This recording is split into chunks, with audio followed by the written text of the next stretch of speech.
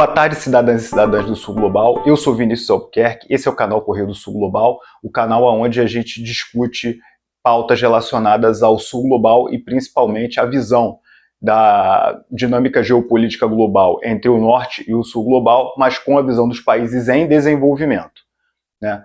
Deixe o seu sininho aí, inscrito, curta e compartilhe os nossos conteúdos e faça esse canal crescer. Bom, nessa semana, a comitiva presidencial foi até a China para fazer uma série de acordos com o governo chinês lá em Pequim, sendo ciceroneado, né, pelo próprio presidente Xi Jinping.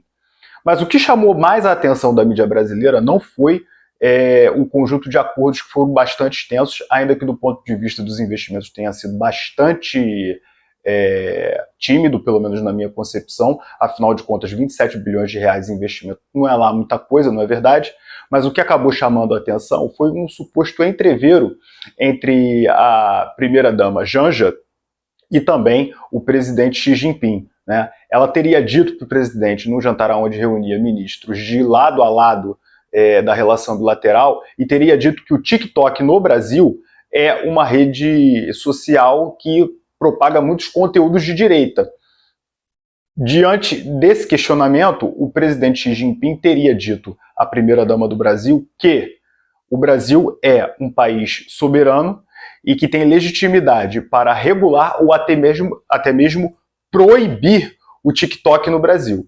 Foi uma resposta bem dada, uma resposta genérica, afinal de contas, ele não conhece a realidade brasileira pormenorizadamente para falar se o Brasil tem um TikTok, ou seja, uma rede social chinesa, que é de direita ou de esquerda. Ele não conhece os meandros nem os parâmetros por qual a gente mede uma pessoa ser de esquerda ou de direita no Brasil, né? Mas ele acabou se saindo com essa. Mas o que isso quer dizer para nós brasileiros? Vamos tentar ter uma visão um pouco mais apurada com relação à fala geopolítica do presidente chinês? Bom, vamos lá. Primeiramente, o presidente Xi Jinping afirmou que o Brasil tem legitimidade para regular ou até mesmo proibir o TikTok no Brasil. Bom, primeiramente eu acredito que se o Brasil proíbe o TikTok no Brasil, isso vai contra os interesses chineses de uma maneira geral, né? Ele falou isso de uma maneira bastante categórica. Porém, existem países que proibiram o TikTok. Nos Estados Unidos, a proibição do TikTok está sempre em voga, né? Até porque nos Estados Unidos existem muitos barões das Big Techs e eles têm algum sentimento protecionista com relação a uma Big Tech que tem origem chinesa. Então, portanto, uma proibição do TikTok no Brasil não seria do interesse da China, né? Mas ele deixou em aberto a regulação. Mas como é que se dá a regulação de mídia no Brasil? Como é que se dá a regulação de grande mídia? Como é que se dá a regulação das Big Techs no Brasil? É uma coisa que a gente tem que se perguntar. E a notícia triste disso tudo é a seguinte: o Brasil, desde sempre, a não ser em períodos ditatoriais, não tem o interesse e não tem como política pública regular os meios de comunicação. O Brasil deixa nas mãos dos grandes barões da comunicação, e o Brasil tem o mesmo comportamento com relação às Big Techs que vêm aqui e tomam cada vez mais espaço no mercado de comunicação do nosso país. Além da questão da regulação das Big Techs, eu acredito que seja importante a gente, antes de abordar esse assunto e de abordar a questão da soberania nacional e a forma como a Janja trata o presidente da China, que é um marxista, né? Eu acho que é importante a gente falar de um problema que o Brasil enfrenta desde antes da ditadura militar de 64, que é o problema da regulação das mídias, né? E o Brasil é um país que, historicamente, sempre teve dificuldades de fazer esse tipo de regulação, porque é um país que sempre foi muito permeável à crítica, principalmente das potências liberais, naquilo que concerne à regulação de mídia, porque isso normalmente é feito por ditaduras. Bom, mas espera aí, como é que se dá a regulação de mídia nos Estados Unidos?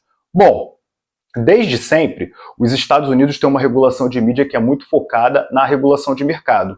Os Estados Unidos têm uma regulação de mídia que é fundamentada na livre concorrência, Porque em algum momento da história dos Estados Unidos houve um monopólio de comunicação, principalmente dos donos da CBS, né?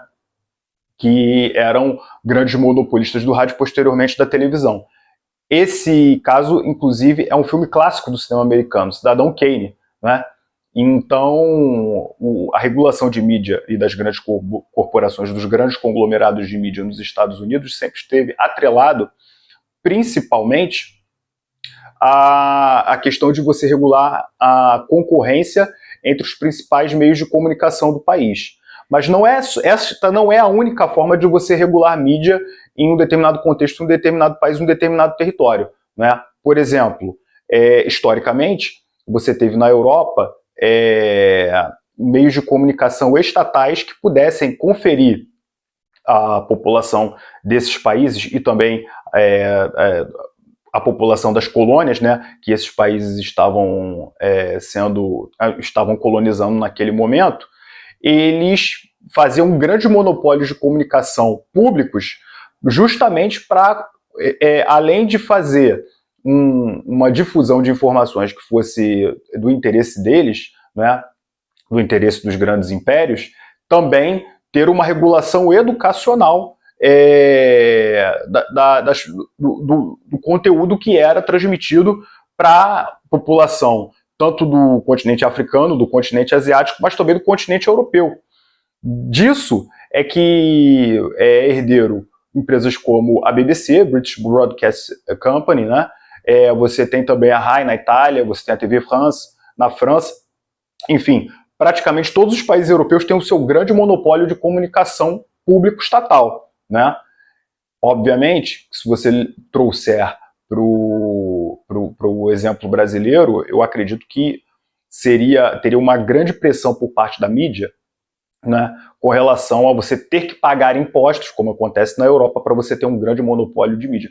Mas você ter mídia estatal que regule os termos da comunicação, que regule principalmente a qualidade que vai ser transmitida ao ar, buscando audiência, mas também buscando melhores termos de qualidade de programação, em termos de conteúdo, é essencial quando se fala em grande mídia, né? Um outro grande exemplo de regulação de mídia acontece aqui do nosso lado, na Argentina. Lá você tem o Ministério Público das Comunicações, que regula judicialmente aquelas que são as principais pautas e polêmicas da mídia corporativa com relação à presidência da República, não é? Mas também você teve um imbróglio na época do governo Kirchner, né, em que o governo Kirchner proibiu a empresa, o grande conglomerado de mídia impressa do país, o Clarim, de comprar papel de jornal. Me parece que essa não é a melhor forma de se regular mídia, porém, é uma das formas que um governo periférico encontrou para regular a forma como o Clarim combatia o governo, inclusive até de forma um tanto indevida naquele momento, né? Outra forma de regulação que você tem é o do governo Putin, né? Que ele proíbe as potências estrangeiras de veicularem, tanto pela mídia tradicional quanto pelas mídias digitais, o conteúdo que circula nas grandes mídias europeias, né, e na internet da Europa e dos Estados Unidos. Semelhantemente à Europa, a própria China tem o seu grande conglomerado de mídia estatal, né? Além de desenvolver big techs como o TikTok e ter empresas de comunicação como o WeChat, que é uma espécie de WhatsApp da China, né? A China também é muito preocupada com isso, com essa forma de regulação de mídia estatal, né? E também tentando sempre conferir maior qualidade educacional e maior qualidade de conteúdo para a sua população. Importante dizer também que na própria Índia você tem empresas como a Hindustan Times, né, que é uma empresa que produz conteúdos e que é veiculados fora da Índia, né, como forma de o Ocidente não enxergar a Índia de maneira a reproduzir os preconceitos que existem com relação à identidade indiana e com relação à própria religião hinduísta, né. Gostaria também de destacar o caso britânico, né? Há um papo de uns 10 anos atrás, o Reino Unido teve o caso Murdoch, né, que colocou bastante pressão em relação a alguns funcionários públicos, alguns burocratas de Londres, em relação a supostos desvios e malversação do dinheiro público. E isso causou até um grande escândalo posteriormente, né? Uma vez que ele utilizava o conjunto de jornais dele para fazer uma grande pressão pública contra a própria regulação dos meios de comunicação na Inglaterra. Então, portanto, depois do caso Murdoch, né, depois do caso em que envolveu as empresas do empresário australiano Rupert Murdoch, né, houve uma grande mudança na mídia britânica, uma vez que as pessoas, a própria editoria dos jornais, passaram a pensar 2 vezes antes de fazer qualquer processo que pudesse ser encarado como difamação pelo painel de mídia do parlamento britânico. Então, esse é o tipo de coisa que não acontece mais em vários países considerados desenvolvidos hoje. E não acontece também em vários países do sul global também, como a gente falou, em relação à Rússia, em relação à China. Isso é um problema tipicamente brasileiro e é um problema que a gente não encontra hoje nem sequer na Argentina, né? Por causa dos avanços, alguns avanços na área de comunicação que ocorreram na época do governo Kirchner, né? E nem por isso os Kirchner são uma ditadura. Hoje em dia nós temos até um presidente que é considerado de extrema direita na Argentina, que é o Javier Milei, né? Então, quando a gente fala de regulação de mídia, não necessariamente a gente está falando daquilo que é o caminho para tornar o país uma ditadura, mas sim aquilo que é o melhor para o sul global, né? E o Brasil, obviamente, está engatinhando nesse processo. Mas, além disso, nós temos uma grande questão que é relacionada também à regulação das Big Techs, né? A regulação das Big Techs é feita por regulações muito mais ligadas aos interesses de Estado, principalmente na China e na Rússia. Na Rússia a gente já até falou como é que funciona. Mas, por exemplo, na União Europeia, você tem algumas leis que foram reguladas para todo o continente, para toda a extensão, né, da União Europeia, né? Como, por exemplo, o Regulamento Geral de Proteção de Dados, a Lei de Mercados Digitais e a Lei de Serviços Digitais. Nesse contexto, as leis que são mais interessantes são a Lei de Mercados Digitais e a Lei de Serviços Digitais. A Lei de Mercados Digitais é uma lei muito importante dentro da União Europeia, porque a União Europeia percebeu que as Big Techs sempre favoreciam empresas de fora do continente, mais especificamente as empresas americanas. E muitas vezes algum pequeno negócio colocava o seu anúncio numa grande gatekeeper, como por exemplo Google, esse era preterido em função de uma empresa oriunda dos Estados Unidos da América, e normalmente era uma empresa muito grande. Então, como a União Europeia, por meio dos algoritmos, acabou percebendo que as suas próprias empresas, e principalmente suas empresas pequenas, estavam sendo prejudicadas por grandes conglomerados internacionais, ela acabou editando a Lei de Mercados Digitais no âmbito continental. E além dela, tem a Lei de Serviços Digitais, que é uma lei que, entre outras coisas, é capaz de criminalizar as grandes gatekeepers, né, que aí você pode colocar até mesmo o YouTube, você pode colocar o TikTok, você pode colocar o Twitter, que hoje em dia é o X, né? Você pode colocar próprio Instagram. Todas essas empresas, todas essas Big Techs que são de origem americana, elas podem pagar multas em função do conteúdo que elas propagam. Elas, segundo a lei europeia hoje, elas são corresponsáveis, né? Elas não são apenas plataformas, elas são corresponsáveis pelo conjunto de conteúdos que elas colocam no ar. Então, se ela coloca uma espécie de conteúdo que pode ser interpretado como um incentivo ao terrorismo, essas empresas podem ter multas, e essas multas podem chegar a valores bilionários, né? Mas além da questão da regulação das mídias, existe também alguns outros fatores que estão implícitos na fala de Xi Jinping. Uma delas com relação à soberania nacional. Para o Xi Jinping, o Brasil é um país parceiro. Então, o que o país faz em termos de regulação de mídias tradicionais e mídias digitais é algo que o Brasil deve sempre estar atento e é algo que o Brasil deve fazer. Se a primeira-dama se encontra incomodada com relação a alguma coisa que uma gatekeeper chinesa faz no Brasil, é algo que o Brasil deve estar sempre atento para ter algum tipo de regulação que seja adequada, né, dentro do contexto da realidade brasileira, mas que também não fira, acredito eu, né, o relacionamento que o Brasil possa vir a ter com a China, caso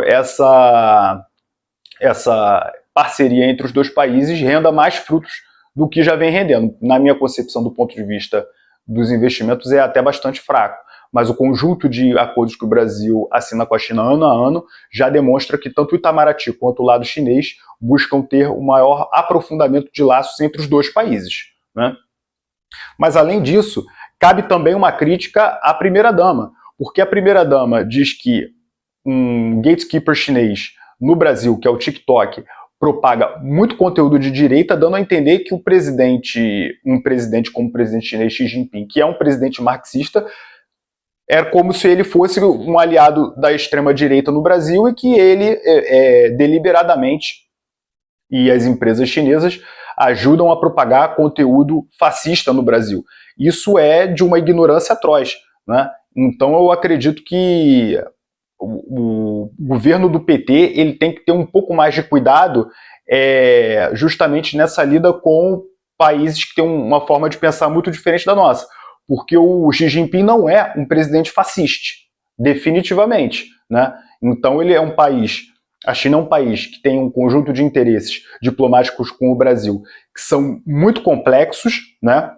Muitas vezes o Brasil ele tem sempre como meta ter uma aproximação tanto do lado liberal, né, do Partido Democrata dos Estados Unidos, quanto dos acordos que estão em curso com a União Europeia, que estão parados justamente porque a França tem um posicionamento bastante protecionista com relação à agricultura brasileira, e muitas vezes a gente acaba tratando o presidente da China como se ele fosse um típico fascistinha, como esses que acabaram sendo presos no 8 de janeiro, né?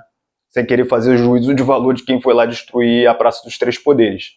Mas, né, até porque existiu gente que era politicamente interessada nisso e os caras estavam lá simplesmente porque eles receberam um dinheiro para ir até Brasília. E nem do Distrito Federal boa parte deles são, né? Eu espero que vocês tenham gostado desse vídeo, eu espero que vocês curtam, compartilhem, se inscrevam e digam para os seus amigos e para os seus familiares a importância e a existência deste canal, né? Porque dessa forma você ajuda muito a nós e ajuda esse conteúdo a crescer cada vez mais. Obrigado e até o próximo conteúdo, até o próximo vídeo. Tchau!